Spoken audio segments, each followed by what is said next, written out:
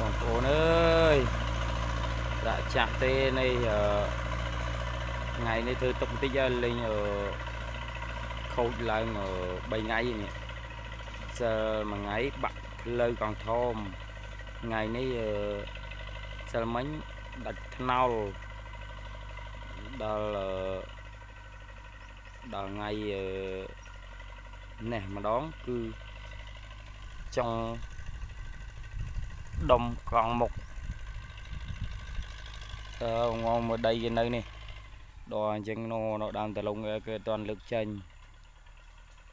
នេះដីជួផា3ឡើងនេះស្មៅជុកនេះបងមើលនេះសិទ្ធិការចន្ទីទាំងអស់លើនេះពងជួចាស់តែចេះត្រង់ប្រើដល់យើង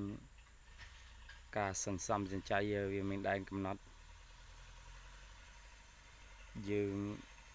តាមលទ្ធភាពដែលយើងអាចធ្វើទៅបានលុយតិចតាមតិចលុយច្រើនតាមច្រើន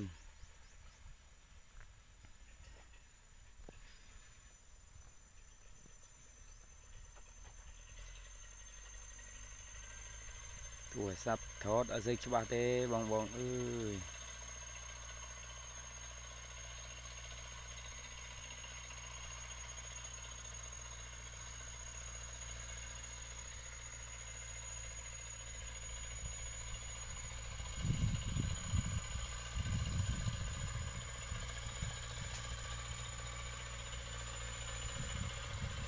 រ៉ាជន់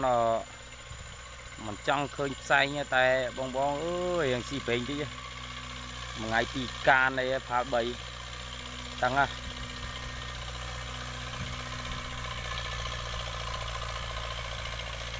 តាំងមែនតែនតែម្ដងទេ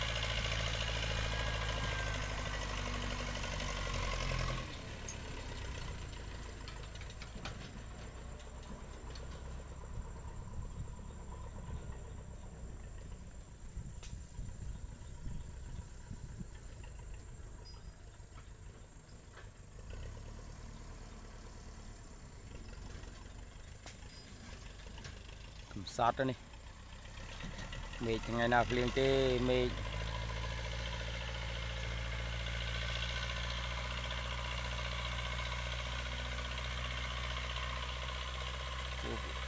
ប្រើកែប៉ុងឡាន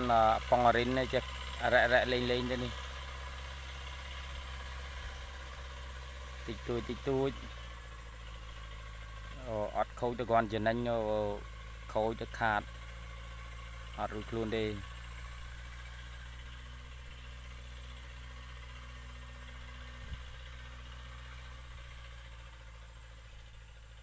ដល់ហើយ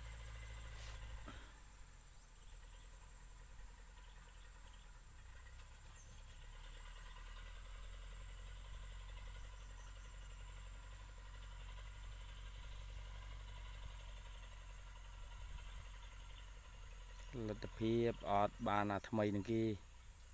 មានតែបើចាស់លេងទៅ